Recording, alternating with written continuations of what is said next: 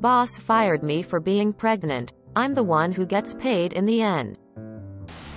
I posted one of the emails she sent in our anti-work and they mentioned I should tell the full story. Here. To see the photos, click the link below. https://antiwork/r/antiwork/comments/rqqq213/bossfiredme for being pregnant on then didn't/ UTM source equals share and amp. UTM medium equals IOSAP and amp. UTM name equals IOSSMF. This last year during COVID had been a tough year for my family. My husband went from 6 figures supporting our family on his salary alone while we pocketed my entire salary to losing his job for 8 months. I work in political campaigning, which means I work on short-term contracts as an independent contractor. In other words, if we lose an election, I move on to the next race. I made a pretty good name for myself working on the lower levels of a campaign and moving up quickly. In my state this year there were statewide elections and I caught a lucky break and ended up the campaign manager on a statewide race. I am the youngest CM 24F to run a statewide race in about the last 20 years. When the primary came up, we lost the election by 200 votes. While we lost the campaign. Coming so close to winning and my age made me kind of a superstar in my field. After we lost, I had offers from all over the state for jobs. The problem is I had just bought a house and wasn't looking to relocate. Like you often have to do in politics. Or the positions weren't high enough coming off being the top dog as the higher positions were already filled. I got an offer to join a local campaign. So no relocation. But the salary was lower than what I was used to. I would, however, be the CM again. However, I learned quickly my boss had a holier-than-thou personality. She made several comments about how real women breastfeed and have natural births. I would later be able to do neither, and it really screwed with my emotional well-being. I don't have time to list all the red flags, but I was literally just waiting until my husband got a job to exit. The campaign hadn't been built out at all. There was no one other than the candidate. I ended up building out our entire team. Consultant, fundraiser, staff, ECT. Luckily, I have made a lot of powerful connections in my time. I signed my contract and sent it in with the salary we had agreed on, with the stipulation that if we raised enough money 3 months down the line, my salary would be raised but could not be lowered at any point. Just a few weeks prior, I had also found out that I was pregnant and my due date was the week of the election, and just a week after joining the campaign, I was also in a serious car accident. Luckily, my pregnancy was safe, but I herniated a disc in the car accident, and due to my pregnancy, there were very few things that could be done as far as helping my back or pain management.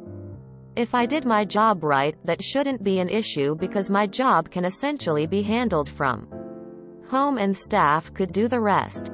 I had the team working in lockstep and I was proud of the work I was doing, even though only about 10% of my views aligned with the campaign.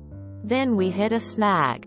The candidate's husband got deployed to a rather dangerous place for a month and she completely checked out. She stopped fundraising, which means that everything comes to a halt in campaigning. She stopped putting in the legwork to win. We also lost our only lower staff member during this time.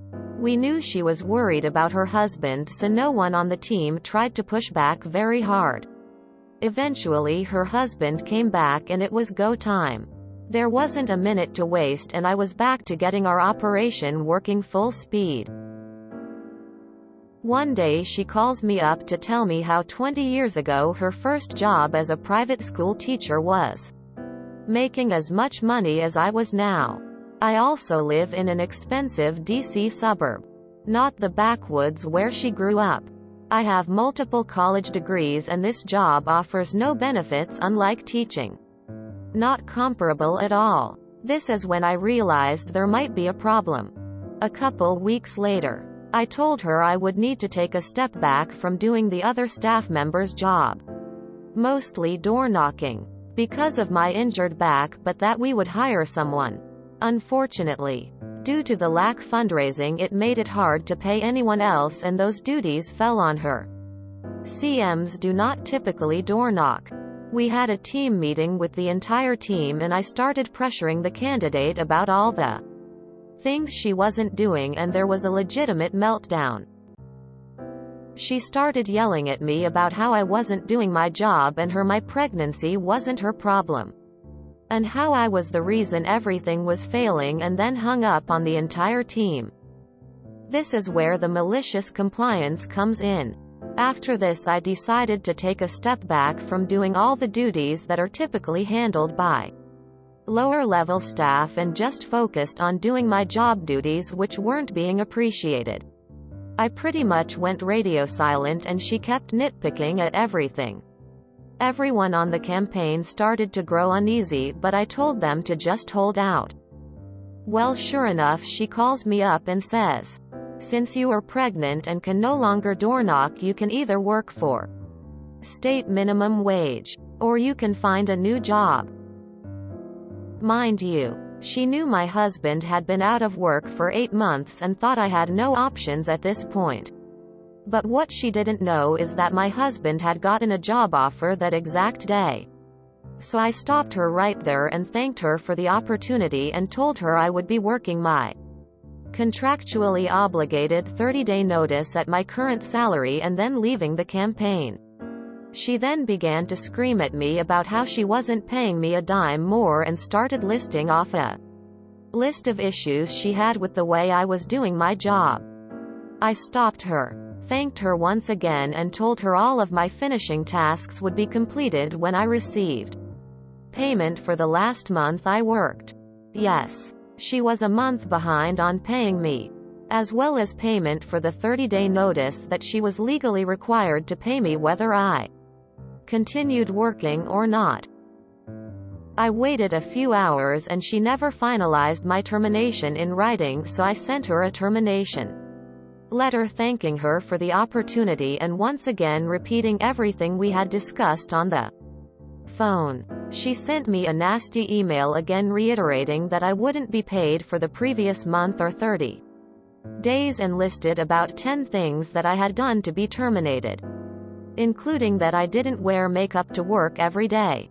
I decided to send this email to the rest of the team and sure enough everyone quit except for the consultant. In 5 minutes she lost everyone she had. Then a friend of mine offered me my dream job working for him, so all in all it worked out in my favor within 5 minutes of being fired. Well, here where things get tricky. I realize that my contract that obligates her to pay me for the 30 days notice isn't signed in. I'm screwed.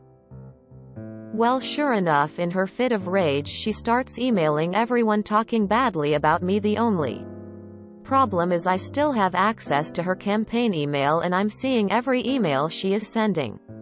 Emails saying that she wants to keep me on staff but that I need to take less money. And that I shouldn't have been dishonest about my pregnancy. So clearly I wasn't doing my job that badly. She just wanted to pay a pregnant woman less. She also asks the consultant for a list of things that I did wrong on the campaign so that she will have cause not to pay me my contract. I notice that the consultant never replies to this email. He tells her that if she wants to fight it, to send him a copy of the contract and he will have a lawyer take a look at it. Well, sure enough, she sends him a signed copy of the contract and once again my contract is valid. And she now has to pay me my severance. She has given me every piece of ammunition I need to get paid at this point, as well as wage a discrimination suit for referencing my pregnancy as a reason for termination. I hire a lawyer. She continues to pester me about turning over all of my work. The thing is, since I'm an independent contractor, I only owe her a final product if I get paid. I reiterate that she isn't getting anything until I've been paid, and she can take it up with my lawyer. She begins slandering me to everyone I know and continuing to send emails about me that I'm just collecting. She then starts calling every friend she has to bully me into giving her what she wants. My response to all of them is, talk to my lawyer.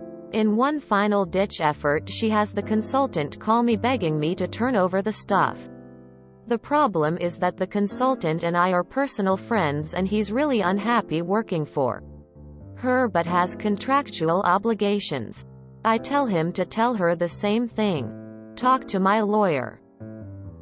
5 minutes later, I get a call back from him saying that she has fired him because he refused to throw me under the bus and make up excuses for my termination when he believes I was wrongfully terminated. She fires him too, and now he's out of his obligations. He also tells me that the lawyer she sent the contract over to said to pay me. In a matter of 2 weeks, she is once again at square one with no one on her side. She is out of money and struggling. She finally emails me at 11 p.m. that she is willing to pay me. It's nighttime and I don't work for her anymore, so I decide I don't need to respond at that moment. Well, she starts calling me incessantly and texting me, all of which I'm ignoring. By the time I wake up in the morning, I have 20 texts and 5 missed calls. I tell her that I will need to talk to my lawyer at this point, and I'll get back to her after he responds. Well, she goes nuclear. 20 minutes later, I get a call from the police. She is claiming I have been embezzling campaign funds and stealing her data. I have to get my lawyer on the phone and explain the whole situation and why this is a BS claim. I offer the bank account information for the funds she claimed I stole and proved that they were sitting right there in her account. She just doesn't know how to access them because I'm usually the one who does that. The police officer thinks she is nuts at this point, because she is, but then informs her that it considered larceny to withhold my pay and asks me if I would like to press charges. I say, if she refused to pay, then yes. Within 2 days, I received a check in the mail with my payment and I turned everything over. The funny thing is that my 30-day notice pay was actually more money than if I had finished out the contract with the reduced pay she wanted to pay me. I got an extra $700 and didn't have to work for her for the remainder of the time. She ended up losing her election in a swing district by 15 points. Edit. For those of you wondering, I left campaigning and will never go back. If you want to hear my thought on politicians, check out the link posted above. I am not proud of my job, nor did I love it, but a girl's gotta eat, and good luck finding a company to work in America for that isn't at the very least morally questionable. Edit 2. Thanks for all the upvotes and awards, guys. I didn't think it would get this much attention. I'm just tired of women being treated like they can't be good employees and moms on the plus side. Between the two posts, the number of upvotes is more than 1/3 of the number of people that voted for her. The saddest part of this story is how the candidate is clearly not qualified to hold an elected job as a window washer and still only lost by 15 points. So you're still suing her for firing you for being pregnant, right? If only all politicians could be afforded the opportunity to lose their campaign from their own merit. Made my afternoon. That was juicy. Each new paragraph telling us what else was she doing. Emailing or calling. I was thinking, yeah. Thanks, add it to the evidence pile. Just a small tip. The black marker used to cover the names still allows you to read some names. This is one of the best malicious compliance stories I have ever been blessed with. Bless you and your family. After the first meltdown, I was thinking is it even a real campaign if the candidate hasn't totally lost their shit on the CM over a problem of their own creation? But then she kept going GGG. Brutal. But glad to hear it all worked out. Great, you got what you're owed. But this person needs to be taken down harder. Bare minimum pay for your lawyer. Best case, absolutely ruined. Losing her election in a swing district by 15 points. In other words, she lost 42% versus 58%. Meaning even with all that toxic behavior, 42% of the electorate wanted her to represent them. You. Well-known rock star of a campaign manager. Her. Local politician who slandered you to everybody she could contact. I wonder who has a future in politics. I'm sorry all of this happened to you, but this is so satisfying to read. Sounds like this person wasn't ready for a political career. Not the op, but the candidate.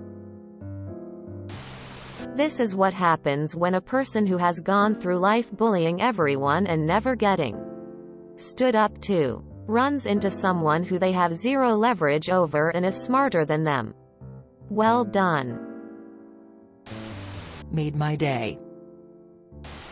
You've given enough detail in the post that someone who wanted to do a couple of hours legwork could find out who you are. Might want to edit the post to remove some of the more specific details. Politicians are scum. Working for politicians. That's a hard no for me. I'm happy you made it work for you. How's the baby doing? As an independent contractor. Can you still file for wrongful termination due to pregnancy though? Where I am. Self-employed people won't have this right since by definition the relationship isn't one between employer and salaried employee. I get that you can't drop her name here. But damn, I want to know who this politician is so we can really lay down some heat on her. Saw your original post on yesterday. The whole story is so much juicier. Oof. If you enjoyed this video, please check out our playlists full of similar content. Epic Haircast is like doom scrolling for your ears. Please like, share, and subscribe.